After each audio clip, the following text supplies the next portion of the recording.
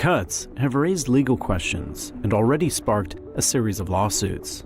And then finally, another issue the New York Times found is that Doge often equates a contract's entire potential value, or what's left of it, with their cost savings, even if only part of the work was cancelled, or if the government was unlikely to spend the entire ceiling amount in the first place. If they set a ceiling for $10 million for a project, that's what Doge claims, but cancelling it doesn't necessarily free up that money, and in many cases that sum is simply a placeholder. It isn't actually spent, meaning the savings are actually much less than reported. So the sad reality is that on the whole, the cost savings from Doge are probably much lower than what gets reported on the official website. But interestingly, when we go back to the question, is Doge really doing anything? What we've spoken about so far doesn't even get close to the main problem. And this is where we really get to the crux of the argument. So back when the concept of Doge was first being tossed around, Elon stated that he plans to cut out $2 trillion from the US budget by the 4th of July, 2026. How much do you think we can rip out of this Harris-Biden budget? Well, I think we can do at least $2 trillion. Yeah! Why did he say this? Well, because $2 trillion is the rough difference between annual US government spending and annual US government income. So if Elon were to find $2 trillion of wastage that could be cut from the government, then his department would have balanced the books. America's financial situation would be greatly improved as the deficit would be eliminated and you'd be back to break even. But here's the thing, to get Doge on track to hit its goal, Elon and his team needs to find $26 billion of government wastage per week. That's like shutting down the equivalent of the US Department of Agriculture every single week. That's an incredibly tall order. And from an ego perspective, it makes sense that Elon might look to overestimate the savings number to make it seem as though his department is achieving more than it is. I know that sounds crazy, but if you paid someone to level up his account in a video game to make himself look better than he actually is, it's not a stretch to believe that that's part of the equation here. But I digress. Let's stay focused on that $2 trillion number for a moment, because this is the important part of the story to understand. This is $2 trillion visualized by a bar. This bar needs to be filled up for Doge to have balanced the books of the American government. Now, you remember how much of a fuss was made about the $50 million in condoms to Gaza story? Now, of course, that was later disproven as the $50 million was not sent to Hamas. Rather, it was being sent to Gaza province, Mozambique, where US aid funds were allocated for HIV prevention.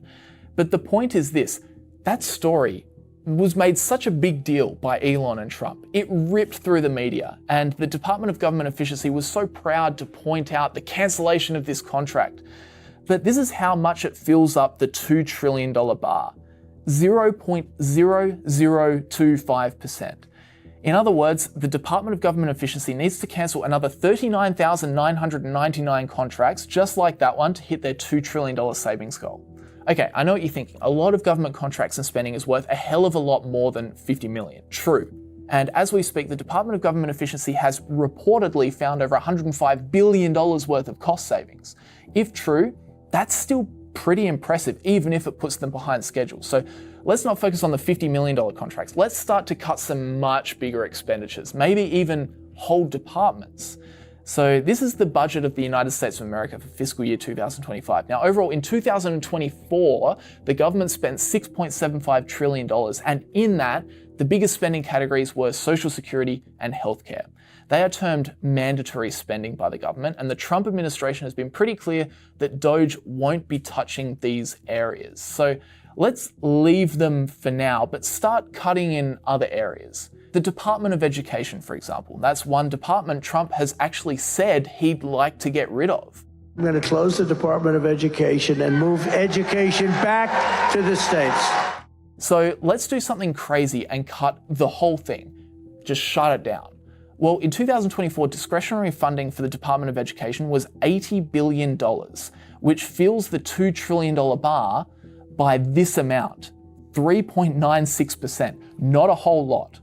Okay, we need to be more ruthless. NASA, gone. Department of Commerce, gone. EPA, gone. Department of Labor, gone. Department of Transportation, gone. I would not be very popular at this point, but how are we doing on filling up our $2 trillion line? Well, we've actually only progressed another 4.45% towards our savings target. You see where this is going, right? In fact, if we shut down the government entirely, including cutting out the $817 billion defense budget, we'd still fall $250 billion short of Elon's proposed cost savings. So you might be asking, how does shutting down the government only cut 1.75 trillion out of the 6.75 trillion of government spending? Well, it is because most of the government spending is in the form of social security and healthcare payments, and unfortunately, interest payments on government debt. And all that stuff can't really be cut out.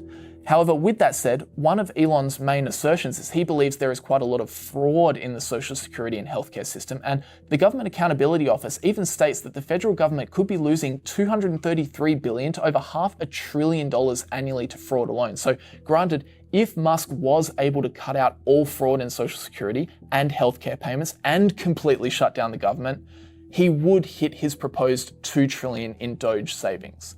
But of course, realistically, that ain't gonna happen. So with the $2 trillion savings goal very much an uphill battle, is the Department of Government Efficiency worth it?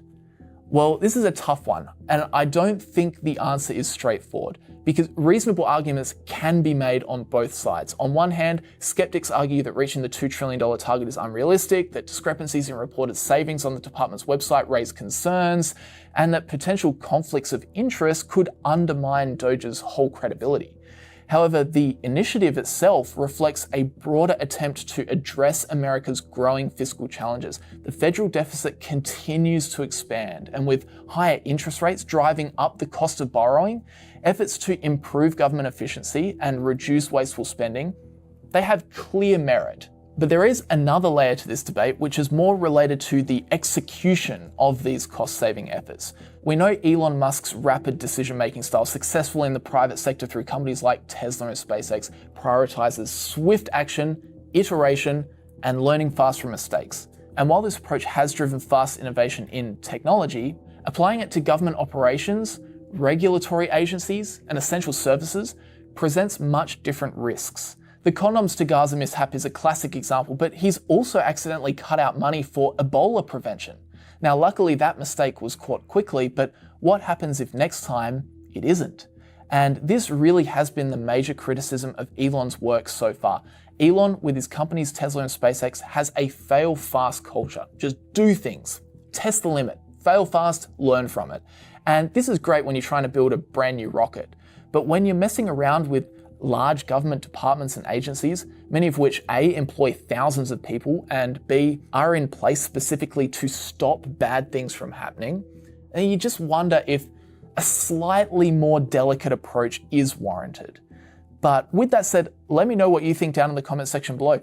Are you all for the Doge, or are you against Elon's plan to cut out the bureaucracy? Let me know what you think down in the comment section below. I'd love to hear your thoughts. Thanks very much for watching. Leave a like on the video if you did enjoy it. And with that said, I'll see you guys in the next video.